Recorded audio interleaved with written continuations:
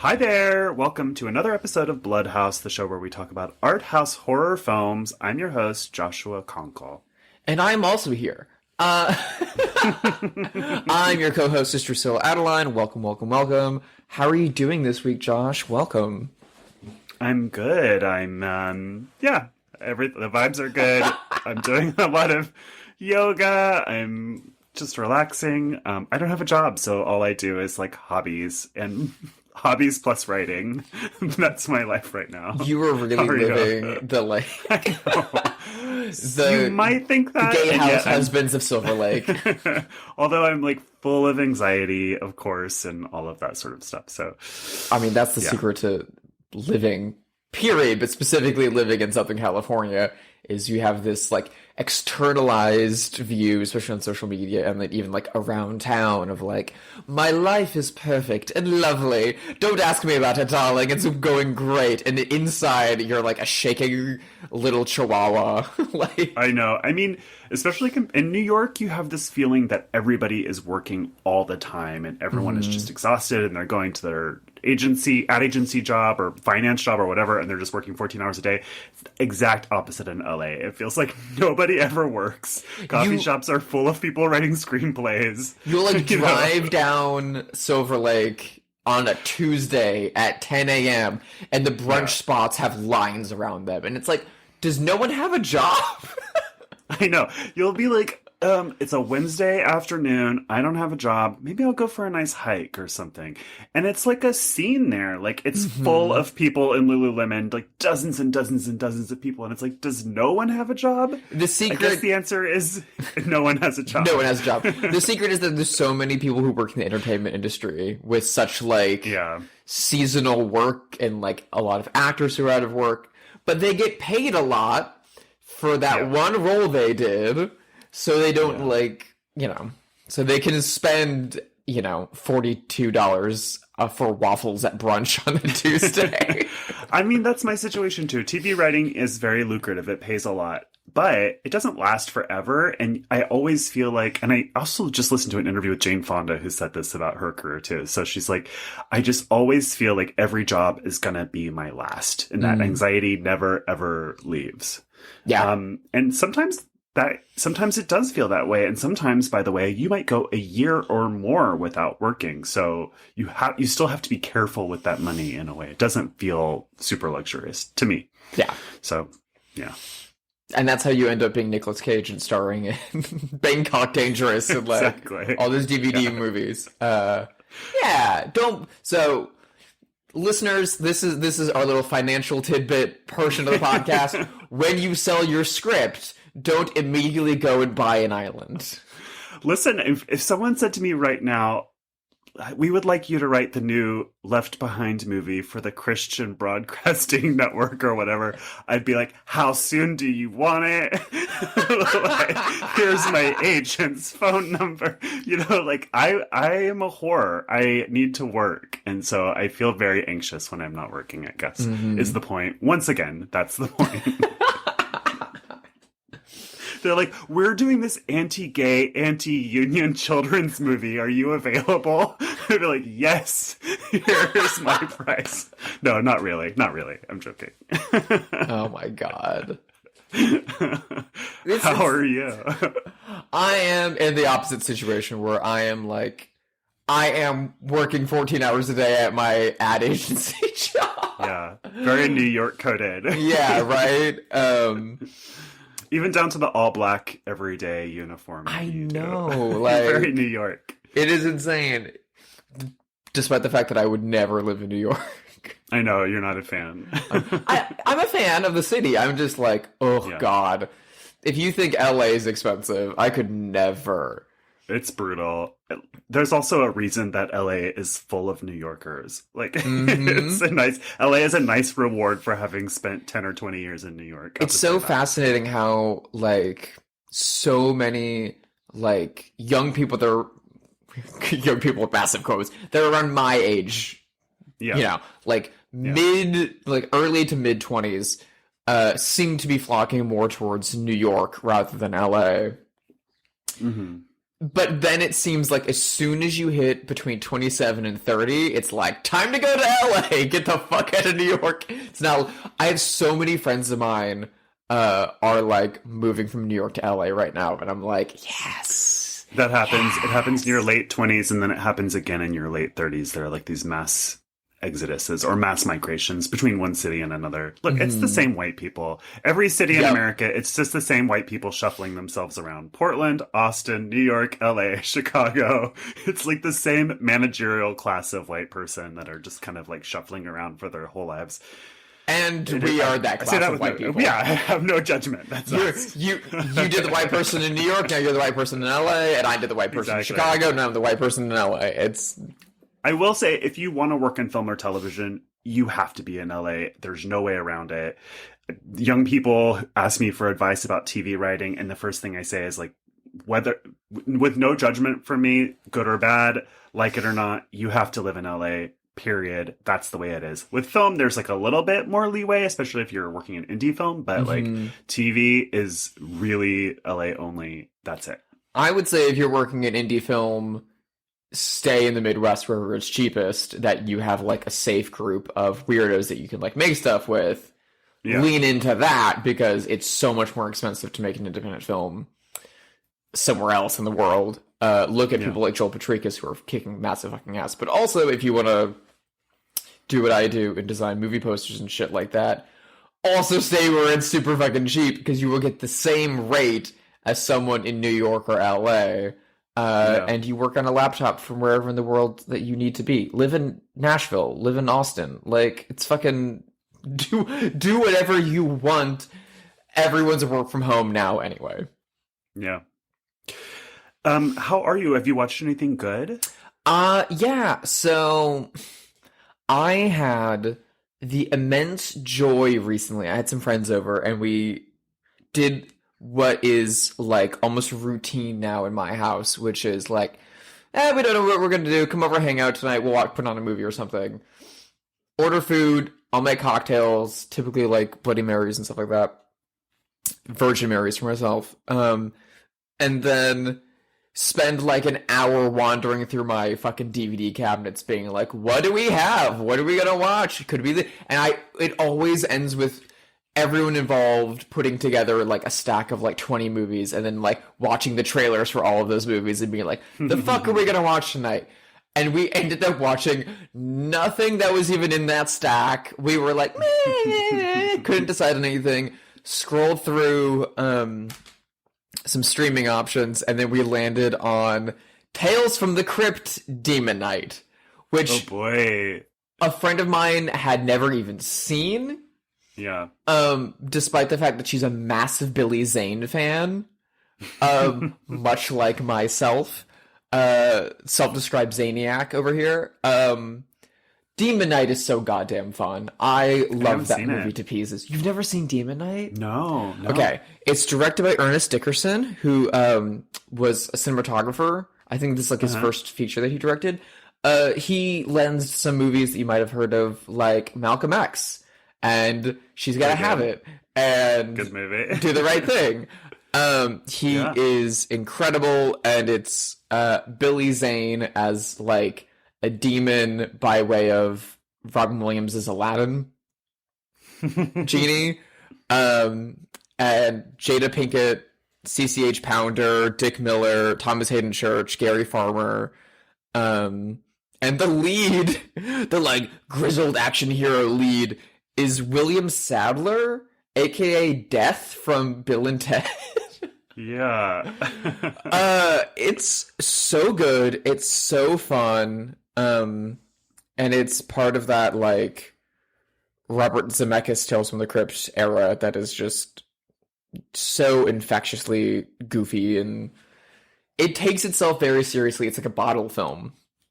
It's all set at this motel in New Mexico that used to be an old mission church, as they're all beset by Billy Zane and his demons. His big goopy demons that he like kisses as they're being birthed from like slime. It's so fun, and it sounds good. Yeah, I love Billy Zane, and I miss the time of the 90s when he could just do anything. Like, did you see the Ed Wood movie that he made in the 90s? Yeah. God. He's so incredible and so underrated. I need more of him. Anyway, Tales from the Crypt Demonite is the shit. Bordello of Blood is also fun. However, Demonite That's the only is one better. that I've seen. Yeah. That was the first one I saw too, and it's fun. Who's the lead in that? Something Miller, right? Who's the guy from SNL? The Weekend Update guy from SNL. David Miller? Dennis Miller. Dennis Miller. Yeah. Massive asshole. Everyone hates him. There's a weird thing, like, why did Dennis Miller have such a weird career in the 90s? Like, I just rewatched that movie with Demi Moore and Michael Douglas. It's like a sex thriller where... Striptease? No, it's from the 90s, and they're in an office, and she's, like, framing him for sexual harassment. Oh, I know exactly what you're talking about. Anyway, he's in that, and it's really weird. He's in The Net, which is weird as her, like, romantic interest, which is like, who has a romantic interest in Dennis Miller ever? Like, come on. He just had such a strange, like, peak in the 90s that feels really unearned, and he's just, like, not a great performer. I'm like, why is he here? My favorite story about Bordello of Blood is, and this is on, like, if you buy the, like, Scream Factory Blu-ray, they interview all of the cast members and a lot of the crew, except for Dennis Miller. And every single person is shit-talking Dennis Miller the entire time, and the studio left that in. But they were mentioning that when they were making Bordello of Blood, because that was, like, his big first movie after he left SNL. Yeah. And, like, he didn't want to do it. He thought it was really fucking stupid, so he put out an insanely high offer so that Universal would come back and say no, and they were like, yup. So he, like, got paid, like, millions of dollars to star in Bordello of Blood, and then, like, a day or two on set, he got offered the lead roles. He got offered The Net, which he thought was a much bigger, much more prestigious movie. So he was just a shithead on set the entire time because he just wanted to leave. And he was trying to get Bordello of Blood shut down so that he could get, because he was pay or play. If the movie got shut down, he would still get paid. That's how I was when I wanted to get fired from Old Navy to go work at Urban Outfitters in the year 2000. You pulled the Dennis Miller. Yeah. By the way, the name of that movie I was looking for is Disclosure. Disclosure, yes. Super fun, campy 90s sexual thriller. I need to see that one. I love 90s sex thriller so much. It's terrible, but really fun. If you haven't watched The Net recently, it's so funny. I did watch The Net when Carl Reiner died. Yeah, because it was one of his favorite movies. That's when I watched it too. Yes! Yeah, that's why I watched it too. And it's so funny. Like, she orders a pizza from pizza.com. And then she, like, you know, in movies when someone types and so they say out loud what they're typing, she writes, you see her type IRL, and then out loud she goes, in real life, like, explaining it to the audience. It's so funny. And there's, like, so much made up internet lingo that's like, you know, hackers that are like, they're not even on the same subnet as us. It's like, that's not a thing. You can just make up words. I know that there wasn't much of an internet, but, like, do 30 seconds of research before you write a screenplay. So funny. Then that's kind of fun. I will say. It's super fun. It's not as bad as people think it is. If you can get past the awful, like, 90s computer jargon, like, early Buffy episodes talking about the computer. Like, it's like, you know, trying to be a Hitchcock movie. It's cute. It's fine. It's fun. Sandy Bullock's always good. I've watched some good things. I saw something that I've wanted to see for years and never got around to, and it is the late 60s sex comedy Bob and Carol and Ted and Alice. Oh, yeah. Love. One of the best casts ever assembled. Oh my god, Natalie They're Wood. all so fuckable. Diane Cannon. Elliot Gould, Diane Cannon. Robert What's Culp? his name? Culp. Robert Culp, thank you. Mm-hmm. I always have trouble remembering that because my high school bully, and I'm going to say his full name, was Nick Culp. So I always want to say Nick Culp, but it's Robert Culp. Nick, who's culpable in bullying Josh. As far as I know, Robert Culp wasn't a bully, and he's fabulous in this movie. Listen, the genius thing about that movie is that it's about two couples who decide that maybe they'll try this whole free love thing that they've been hearing so much about, and maybe they'll try and have an orgy between the two of them. But the genius thing is that like everyone in that cast is like peak Hollywood sexual excellence in the late 60s, early 70s. Like it's right after MASH, right before Long Goodbye, when Elliot Gould is looking fucking fine. And this is in the middle of Robert Culp being on every episode of Columbo. Like, again, Columbo is up in discussion once again. I guess I gotta watch Columbo. You gotta watch Columbo. I don't know why, but Robert Culp is in like 5 episodes as different people, always as the murderer. And you're like, okay, hey dude, you're hot.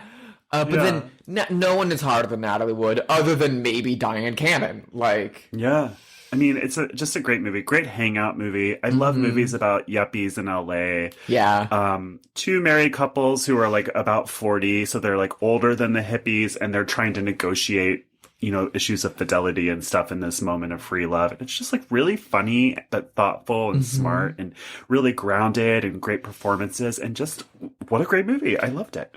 It also has, not to get on my soapbox, one of my favorite posters ever. The poster is genius because it's like standard 70s like white frame, and then in the middle of it, it's just a big black box, and then it says the title of the movie, Bob and Carol and Ted and Alice, in the beautiful font Cooper, which is like the most iconic 70s font. And it just repeats it over and over and over again in this like slanted pattern, and every different iteration of the title is in a different color. And and then the tagline is consider the possibilities. Ooh. It's so funny. It's so beautiful. It's so simple. Like, that's cool. You get all of those names repeated like that again and again and again and again, and you kind of like get it. Like, it's so smart. It's so great. Yeah. The other thing I saw is now one of my favorite movies. On Friday, I went to New Bev with my friend Danny and saw Straw Dogs. Yes. Which we mentioned in the last episode. Yes. It blew me away. Like, I knew it was! So fucking good. It's so scary. It's so grounded and real and sophisticated. The editing is off the charts good. What an incredible movie. There's like nothing that I would call it a flaw. It's so sophisticated. It's so complicated. There are no good guys. It's so amoral. The ending is incredible. That final shot in the car is just lives in your gut. I loved it. Could not have loved it more. It's so good. Thinking about it around the clock. Every single home invasion thriller since Straw Dogs owes everything to Straw Dogs. I rewatched one of my favorite movies, not Ready or Not, the other one, son of a bitch. You're Next. You're Next. Oh my god, I watched You're Next with a few friends like after Pearl came out because we were talking about Ty West movies, and he's in You're Next. He's in it.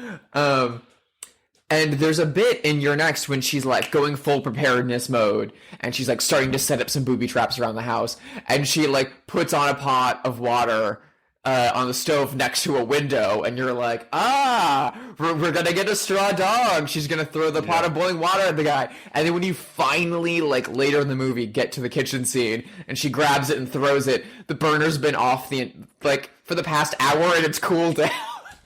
Yeah. Not that it matters that much. Straw Dogs isn't really a horror movie. It is very frightening and stressful, it's a thriller. But it's a thriller. So I've seen home invasion movies that are, I guess, scarier than Straw Dogs or more fun than Straw Dogs, but I don't think I've ever seen one that's as good as Straw Dogs. I mean, it's a sophisticated movie for grown-ups, and it just fucking rules. It absolutely rules. It hates God, it hates America, it hates England. Of course, New Beverly is Quentin Tarantino's theater, and so I listened to his podcast, Video Archives, that had like a companion episode about the movie in advance of the screening, and I really disagreed with all of the hosts' thoughts about the movie, which was an interesting experience. So that was interesting. It's worth listening to if you like Quentin Tarantino. Tarantino and Roger Avery, right? His co-writer from the 90s. Yeah. Yeah. And they're both smart dudes, and I like both of them. I just didn't happen to agree with their takes on. It's funny. The last time I went to the New Beverly was to see one of my favorite movies, Tony Richardson's The Loved One, which is a batshit bananas bonkers movie. And I don't listen to Video Archives, but it was a Video Archives like sponsored screening. It was one that like it was tied into an episode. And beforehand, that was the set share as well. The moderator at the New Beverly mentioned like whole swaths of the podcast to us beforehand to get us in the mood, and was talking about how giving us what Quentin's thoughts on this movie were. What does Quentin think of The Loved One? And it was basically that like he doesn't think it works, but it's got some neat ideas, and that it's a failure of a movie. And I was like, wow, fuck you. Strongly disagree. Yeah, I didn't agree with they were both basically like, oh, it's a movie where you're frustrated because he won't Dustin Hoffman like won't step up and be a man, and I was like, that's not my takeaway from that movie at all. But that's okay. All right, and that may have been Peckinpah's thing. He was like a very manly, misogynistic kind of like mid-century alcoholic. Yeah. So maybe that's his intention, but as a contemporary man in 2023, that was not my feeling about it at all. Yeah. Straw Dogs is incredible. I highly recommend it, though I will warn that there is like 2 really intense scenes of sexual assault. Yes, it is very intense. One that is full on rape that is like really, really rough. But probably Susan George is incredible. She's incredible. And I will say that scene, while blistering and difficult to watch, is maybe the best, most realistic. I don't know. It's a really good scene, that particular rape scene. Mm-hmm. It's very well executed. The editing around it is incredible. It is not shot or edited in any way to be sensational or to be like, look, a sex scene. It is like shot as the biggest, scariest scene of the movie. It is like the centerpiece of this is now a horror movie. It's not at all male gazy. Totally, and it's complicated emotionally. It tells a full story for both of those characters in the way that real sexual assault feels when you're in it. Like it's not just horror. It's like your emotions run all sorts of gamuts, especially if it's. We don't need to be a rape podcast. Let's not talk about rape anymore. Anyways, great movie. Love Straw Dogs. 5 stars. You should watch it. Speaking of 5-star movies, yes, shall we? This is a movie that Drusilla picked. It's first time watch for me. And we're about to find out why it's a big Drusilla pick real soon, because it's going to be really obvious. Yeah. This is from 1997, directed by Kiyoshi Kurosawa. It is Cure.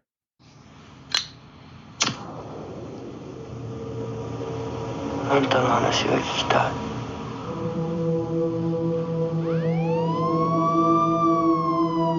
ケイさん、俺の声聞こえてる？聞こえてるよね。それがあんたが特別な人間である証拠だ。So, why did you pick this movie? So I have been wanting to rewatch Cure for almost a decade now. I saw this movie when I was in like high school, I want to say. I stumbled across it randomly in the era in which the Criterion Collection was on Hulu. The like early days of that. Yeah. And it was like such a big deal that you can watch the rules of the game on Hulu. Holy shit. But then they also had a lot of stuff that they'd never released on disc before. Like I Was a Teenage Zombie and Cure. I love that movie. I love that movie so much. Criterion, when are we going to get It Was a Teenage Zombie? Please, let me do the art. And I stumbled across Cure. I was a bored like 16-year-old or something and was instantly hooked. Loved it. And then, like, it never left my brain. I raved about it to people for years. But it was really hard to find. It had a DVD at one point in time, but it was out of print and not easy to get. And I was like, oh, like, it's on the Criterion Channel on Hulu, so, like, we'll get it eventually. 10 years later, We finally got it on Blu-ray, and I was so excited. The restoration is so gorgeous. I bought it like day one. It came out in the same slate as Arsenic and Old Lace and Lost Highway, and I was like, yup, that's right. And then it's been on my shelf for like months now. And I've been like scared to rewatch it. But also because it's a fucking scary movie that really gets under my... Well, and also, the first time I saw Cure, I saw it alone on a laptop in like a basement. Mm-hmm. And I had like no one to talk about it until I went to college. I had a friend who had just seen it. And so it was, for years, it was this thing that happened to me that I couldn't talk to anyone about. And then I really wanted to show it to friends of mine. And so I finally have the excuse of now making you watch it. And I made my friend Ivory watch it with me last night. And she loves horror movies. And I was like, this is going to be so much fun. And then like 20 minutes in, I looked over and she was like dead silent and like not moving. And at the end of it, I was like, so that was Cure. And she was like, that was one of the fucking scariest movies I've ever seen. Yeah. Yeah. This is your first time seeing it, right? Yeah, I didn't know anything about it, actually. I never even heard of it, I don't think. This movie did come out in 1997. It's Japanese, so it did sort of help set the stage for movies like Ringu and Ju-on, The Grudge. Mm-hmm. This was an international hit, I've now learned since looking it up, or critically acclaimed, if not like a financial hit. Yeah, I guess we won't spoil the ending because there is like a little reveal that I think is really cool and worth preserving. Mm-hmm. But synopsis-wise, and forgive me if I mispronounce any of the Japanese names here, we are following a police detective called Takabe, who has a mentally ill wife, and he is investigating a spate of murders where dead bodies are found with X's carved into their sort of neck and chest area. He's also partnered with a criminal psychologist named Sakuma, who they're not really friends. They're not really getting along, and they're having trouble. Parallel to this story, we are following a man who seems to have amnesia and can't form new memories, named Mamiya. And he doesn't know where he is. He doesn't know what his name is. He doesn't know anything. And anytime he meets somebody, that person ends up committing a murder. So they eventually find out that Mamiya is the link between these murders, and they are investigating him. Eventually they catch him and they're interviewing him. He's not giving them anything because he doesn't remember who he is or who they are, or he can't form new memories. So he's constantly forgetting what he's already learned in the conversation, which increasingly frustrates Takabe and makes him more and more mentally unstable and violent and things like that. So I guess, is there anything to add to that? I mean, there is like mesmerizing and stuff that we need to get into, but... Yeah, I think the other big thing to talk about is that Mamiya, his whole thing is that he is hypnotizing these people, and that is such the main part of the movie. It is down to, that is how they made the movie. That, like, the movie is shot and edited to follow these rhythms, and to hypnotize the audience. It's pretty rad. Of the best viewing experiences you could ever have. Yeah, I mean, and that's revealed, maybe a quarter into the movie, so it's not much of a spoiler, that Mamiya was a psychology student in university, and he was studying specifically Dr. Mesmer. So when we say the word mesmerizing, that's where it comes from. Dr. Mesmer was an 18th century psychiatrist, but was kind of treated like a witch or a heretic, who created this technique called mesmerizing, which eventually got replaced by hypnotism. But it's an early form of hypnotism that, uses particular rhythms and patterns to hypnotize people. And at the time was viewed as like basically occultism, and was suppressed, particularly in Japan where this movie is set. So yeah, we learn that he is hypnotizing people to commit murders, and he's the link between them. Which they also mentioned that in the like 20s and 40s in Japan, hypnotism and mesmerism was called like soul gazing. Yeah. Which is That's cool. insane. Yeah, this movie is so incredibly upsetting, gets so very quickly under your skin. And the relationship between Takabe and Mamiya is really awesome. Midway through this movie, watching this again last night, I turned to my friend and I was like, so Brian Fuller's seen this. Hannibal owes so much to this. Yeah. I mean, to give listeners a bit of perspective on like the rhythm and the vibe of this movie, if you've listened to our episode on Arabato and you've watched Arabato, imagine if Arabato and Silence of the Lambs were smashed together. Yeah, I mean, this feels very, I kept thinking of David Fincher. But, you know, Kiyoshi Kurosawa did say, and by the way, no relation to Akira Kurosawa, not related at all, just have a common last name.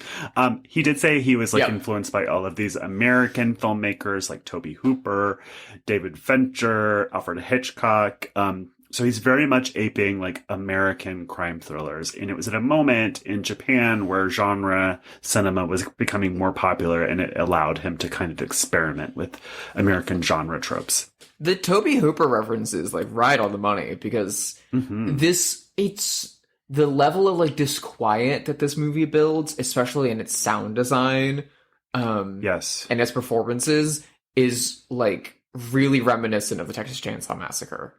Yeah, there's no score. There's just like a quiet throbbing, sort of like the sound score of Eraserhead, where it's just like the sound of wind, or almost like I wrote down like laundry. Like it sounds like a washing machine running kind of ominously. Because there is. Because Takabe's wife, who's the first person that we meet in the movie, has an unnamed mental illness that she is seeking counseling for, where she is having issues with her memory. Yeah. And it's very ill-defined, but he frequently comes home after a long day of looking at bodies with X's carved into them and interrogating murderers who cannot explain why they murdered their wife or loved one, to an empty apartment where his wife has left him out a raw steak to eat, and keeps turning on an empty laundry machine to keep the washing going, even though there's nothing inside of it. And it's really, really, really sad and upsetting. And this movie, it's like a metaphysical true crime thriller. Yeah. Because it's really grounded in reality. Right. The other thing that it was reminding me of was like The Wailing, which we watched from South Korea from the mid-2000s. But this is so much more grounded, whereas The Wailing leans into these ideas of the supernatural. Cure, like, walks that line so thin, where it is so grounded in, like, psychology and science and, like, real-life murder and, like, really grotesquely, like, human murder and violence and the capabilities of that stuff. But it only occasionally hints at this idea that there might be something else going on, or that whatever is ill-defined and metaphysical supernatural feeling could just be an as-of-yet unnamed aspect of human behavior. And it is so fucking upsetting. There's so many jump scares in this movie that are not like what modern horror audiences, you know, starved on a diet of James Wan expect of, like, loud sound, jump scare. It's more like someone will turn on a light switch and a room will be illuminated and you'll see a big X on the wall and you'll be like, oh fuck, oh god, oh shit.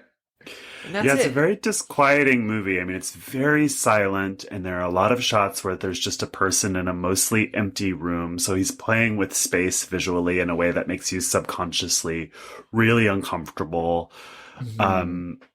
It does, and it is one of those movies like The Ring, like Smile like it follows, where like something is kind of being passed on. And some of those movies I mentioned are bad and some of them are good. It works to varying degrees. Here it works very well. It's very clever. For my money, I think this is the best example of that kind of a movie. I would agree. I love It Follows, but I think I love The Ring and I love It Follows. Smile, it doesn't work at all in any way.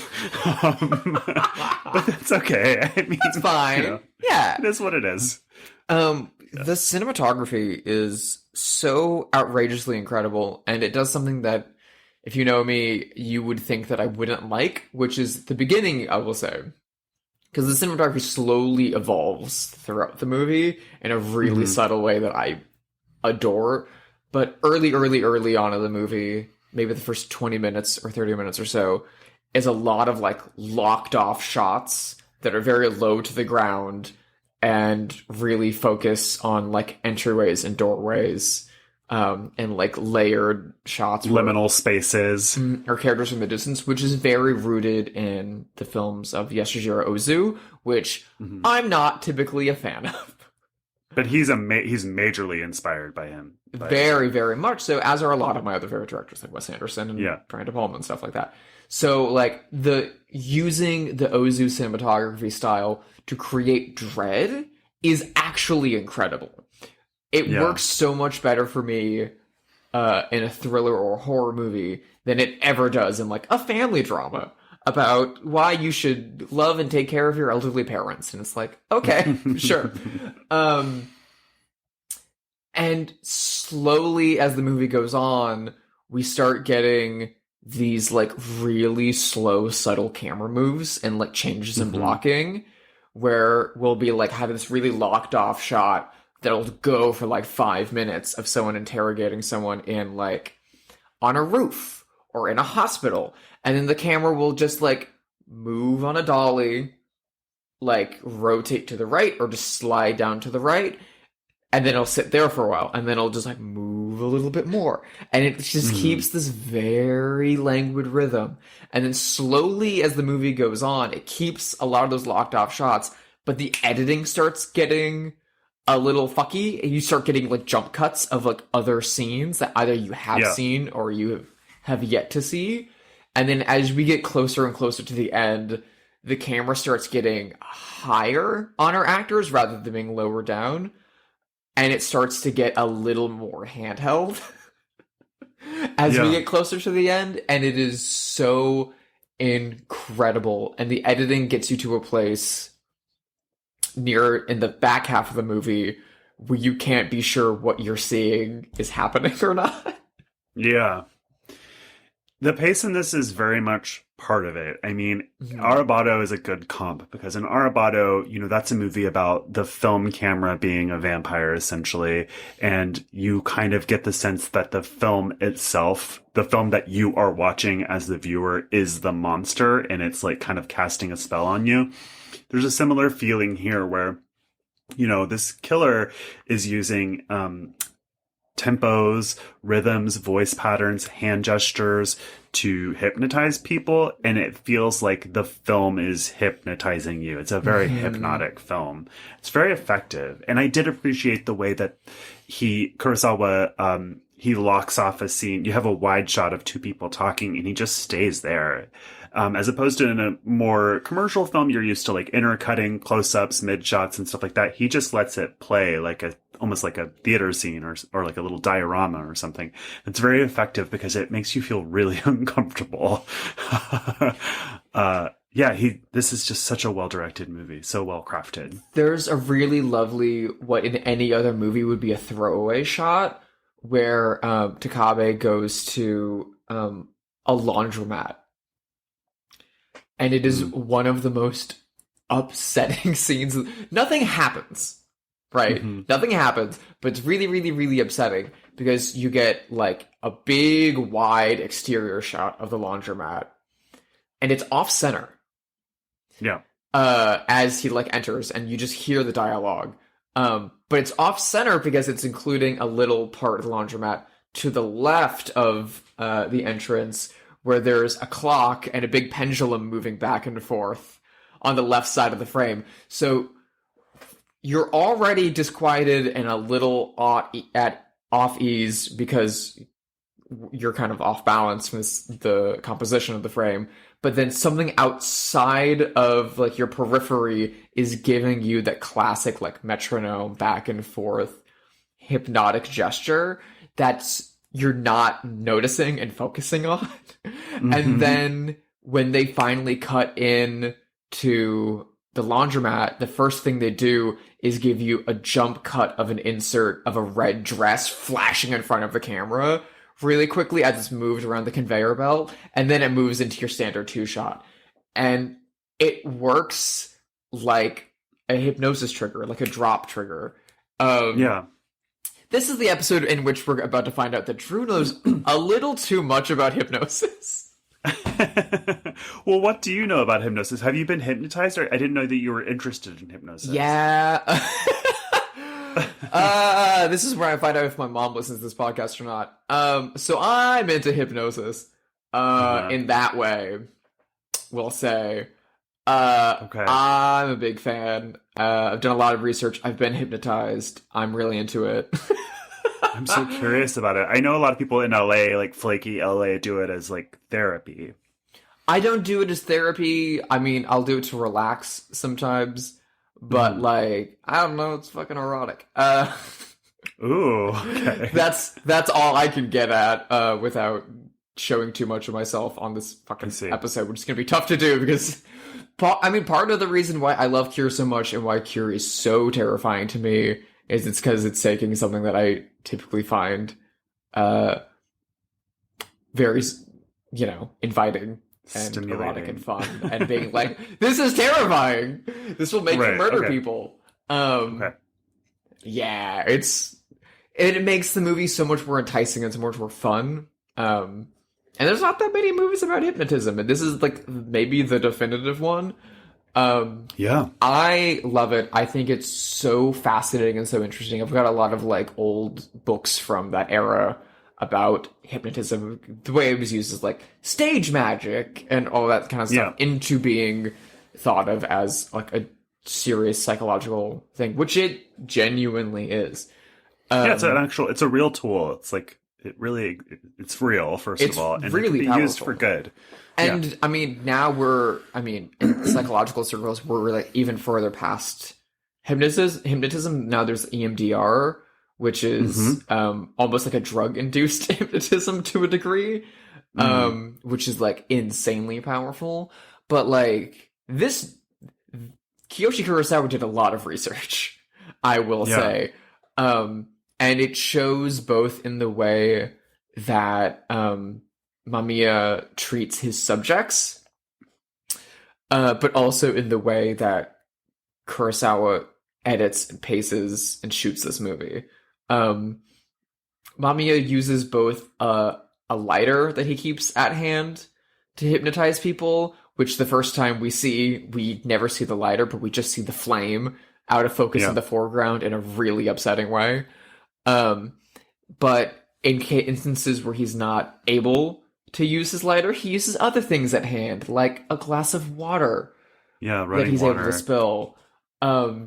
There's an incredible scene in this movie where Takabe confronts Mamiya, takes his lighter, and sets it down and puts it next to him, and you're like, oh my god, he's gonna like turn the tables.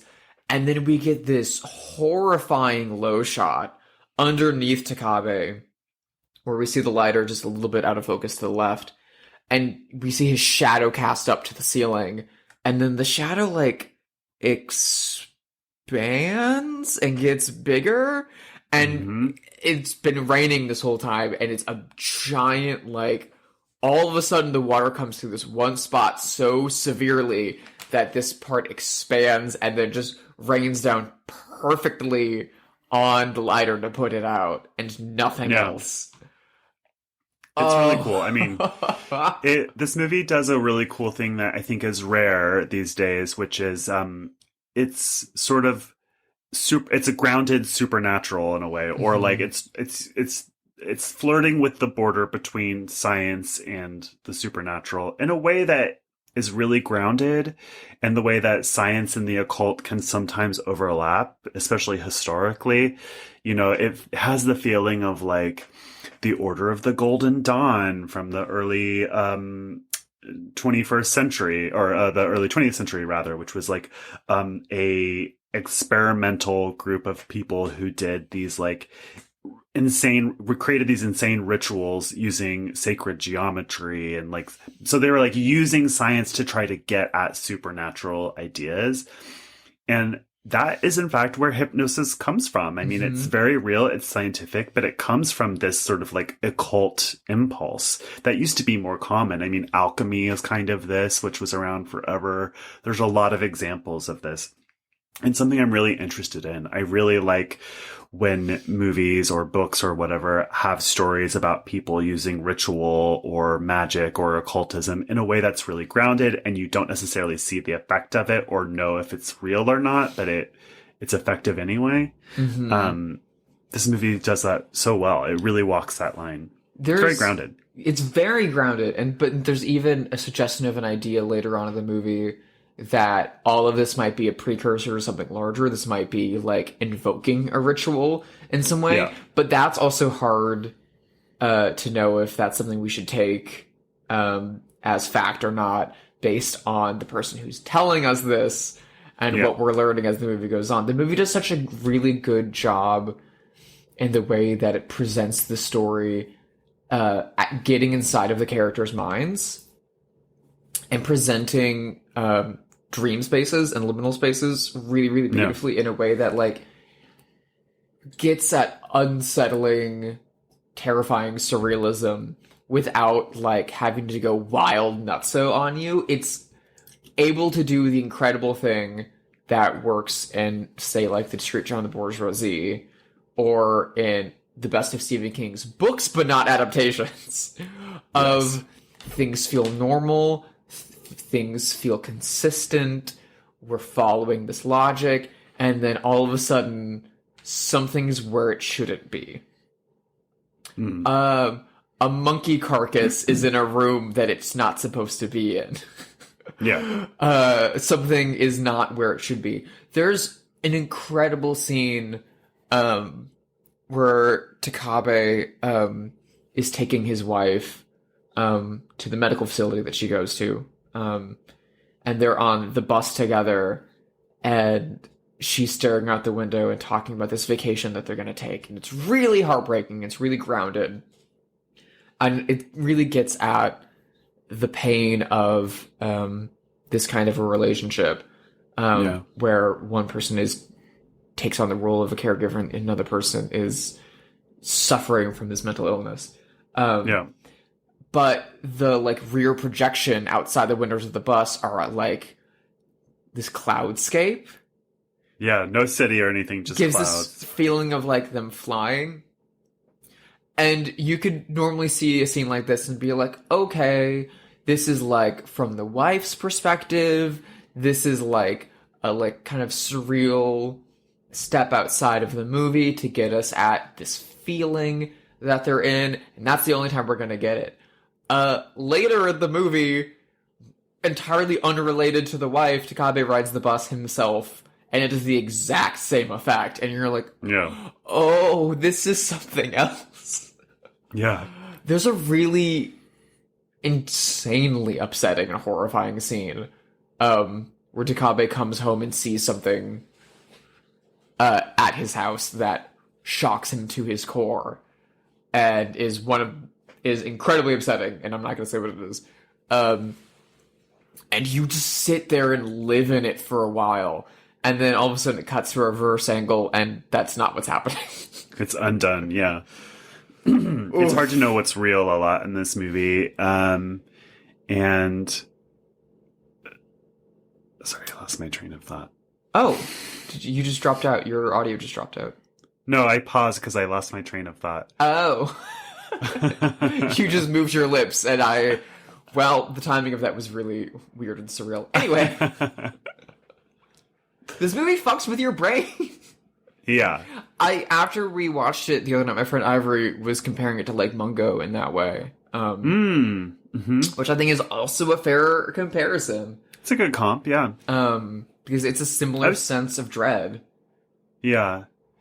I thought of that movie. Did you see that movie Dark Song? No, I don't know Dark Song. I know Dark 10 Water. years ago? Dark Song is a British movie that's set in the English countryside, and somebody's wants to bring back their dead kid or something, so they go to this warlock or witch, but it's a man, to do this long ritual that takes days and days and days that will supposedly bring their kid back from the dead or something like that. And so the whole movie is just this person being guided through this really intense ritual where they're not allowed to eat and they can't sleep, and it's just like two people. It's a two-hander. And you never know if the ritual is real, if the person's making it up on the spot, or blah, blah, blah, blah. And it has like a really cool payoff. But it's a similar thing where it's got the structure of this ritual, of this like this metaphysical process that may or may not be real, that has this like payoff at the end. It's a really cool movie. We should probably do it we could do it on the podcast. I would love to see that. It's cool. It's so difficult to get at metaphysical ideas and concepts and feelings in movies, but at the same time, movies are kind of the artistic medium to get at those ideas at the same time. For sure. But I've seen entirely too many movies that fail big time at trying their hand at some of these concepts. But Cure does such a great job of both like presenting these ideas and indoctrinating you into them. Yeah. I will also like give shout out, because it's my world a little bit, to the cover that Criterion did for this release when they put it out last year by the incredible master Michael Boland, which is primarily the flame of Mamiya's lighter, and behind that is a worn down like daguerreotype image of Mamiya faceless with just the flame in front of him. And it's beautiful. It's the process of you being hypnotized by him. It's the perfect way of stepping into this movie. It tells you exactly what's going to happen. Eventually Mamiya escapes, and Takabe hunts him down and confronts him in an abandoned building, and they have this confrontation that is so good, so satisfying. That reveal is so satisfying and creepy, and I just loved it. I loved this movie, so thank you so much for sharing it. I'm so glad. I'm so happy that you finally seen this movie. I'm so happy that you're so into it. And I really, really, really hope more people can see it. I know it's one that a lot of people that aren't in the like art house film world have seen and do know about. And I highly, highly, highly recommend more people see it, because it is a fucking banger if you want to feel bad. I saw it on the Criterion channel, so I know I can verify that it is there, which makes me feel like it's pretty readily available. It's on HBO Max as well, I believe, through Criterion and TCM. And the Criterion Blu-ray and DVD are very easy to get a hold of. I highly recommend it. Definitely worth a look. Well, listen, let's play Have They Seen It, the game where we speculate wildly whether notable figures have seen the movie. I've got somebody in mind, because I kept thinking of this person during the movie. Do you think David Fincher has seen this? You know what? I really hope so. I kept thinking of like Zodiac and Mindhunter and Seven, I think was one of his, he said that was one of his inspirations. So, yeah. Do you think David Fincher has seen it? I think he has. I mean, this was made like 2 years after Seven. Yeah. Around the time that he was making The Game, one of his worst movies. God, what a terrible movie. What a terrible movie. What a fuck you of a movie. Anyway, I feel like he's seen Cure, and I feel like it would have been one of those experiences where you walk out of a movie and you're so mad that you didn't make that. Yeah, totally. I feel like, he has that feeling for this that I have for, like, the Wild Boys of the Lure, being like, fuck! Damn it! Someone beat me to that! Yeah, holy shit. Speaking of famous Davids, do you think that Master of Mesmerism and stage icon David Blaine has seen Cure?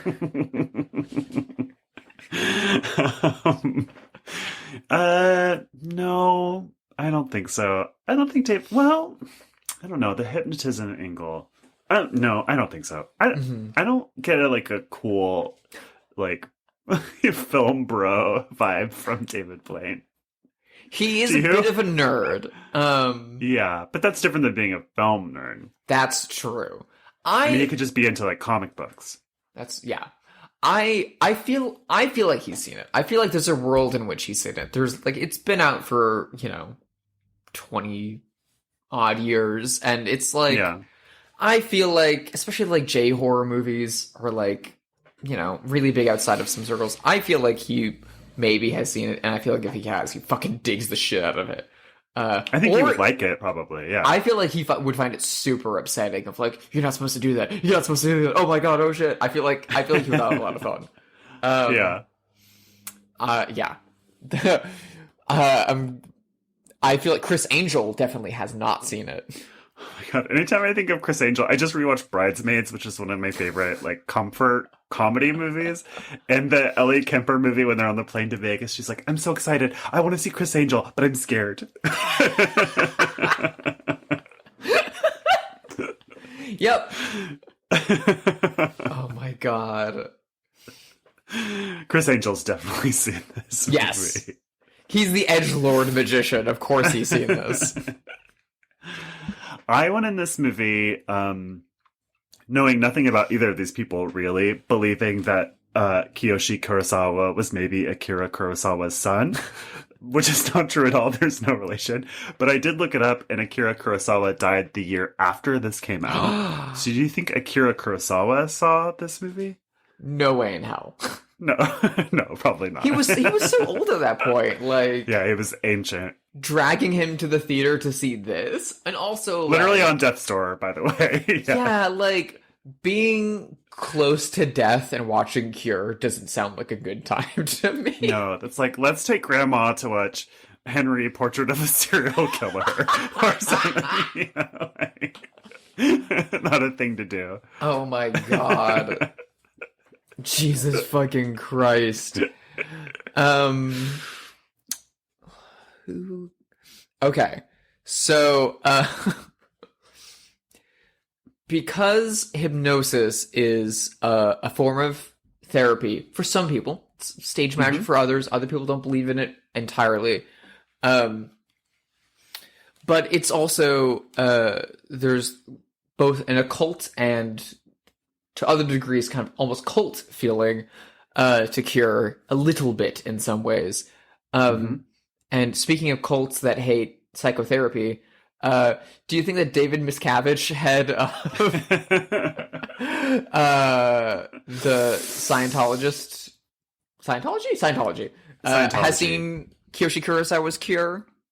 And also, honestly, a better question, do you think Shelley Miscavige has seen Cure, and do you know where Shelley Miscavige is? Listeners, do you know where Shelley Miscavige is? If you have any info on the whereabouts of Shelley Miscavige, please email bloodhousepod@gmail.com. Jeez. First of all, I'll answer your last question first, which is I believe that she's in a facility in the desert under lock and key and has been for going on 20 years now. Because they do have a prison facility, the Scientologists. They don't call it that, but it is technically a prison facility somewhere out in the desert. That's where she is. Jesus for Christ. Sure. David Miscavige is one of the scariest human beings. If you watch a documentary about that Going Clear documentary, he's scary. When he's on screen, it's like watching the tall man from Phantasm or something, but it's a short person instead. He's scary. He's a very violent person. We know that he attacks people. None of this is an answer to your question. I'm just vamping and spouting out the things I know about David Miscavige to buy time.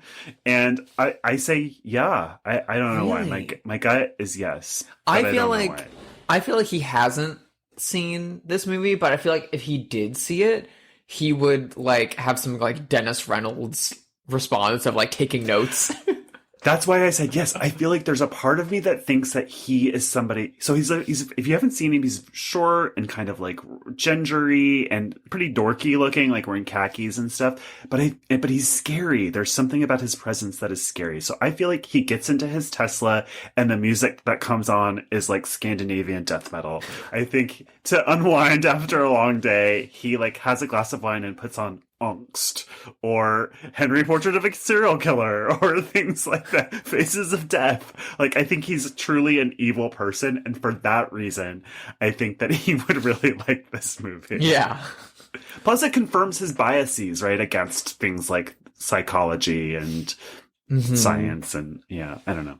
But also my him guess is yes. using hypnosis as a tool and shit like that. Like, yeah, for evil. Yeah, I hope he hasn't seen this movie.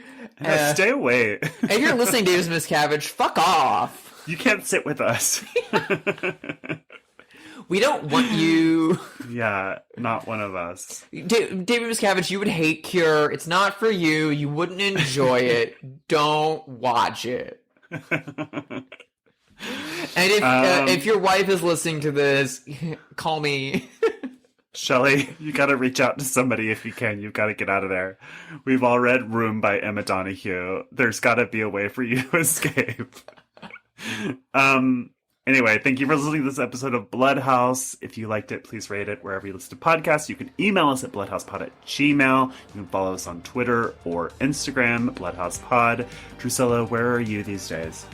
Me and all of my art is over at sisterhighdesign.com. I've got a whole bunch of new posters up there, along with my latest Criterion cover for Targets, and another one coming soon. So go check those out. I'm also on Letterboxd at Drusilla Adeline, so you can see all of the stuff I've been watching, and you can read my very snarky review of Cure, calling Mamiya a hypnobrat, because that is exactly what he is. And I'm on Instagram at Hyde Sister. Josh, where in the world are you? Still on Twitter for now, and Instagram and Letterboxd at Joshua Conkle. We have a very special guest next week, and we are watching something cool. What is it? We have a super awesome guest who is making the trek down from the snowy plains of Alberta, Canada, to come onto our little show to talk about one of my favorite 80s what's it weirdo cult films of all time. It is Liquid Sky. Cannot wait. All right, thank you so much. Have a good week. Bye-bye.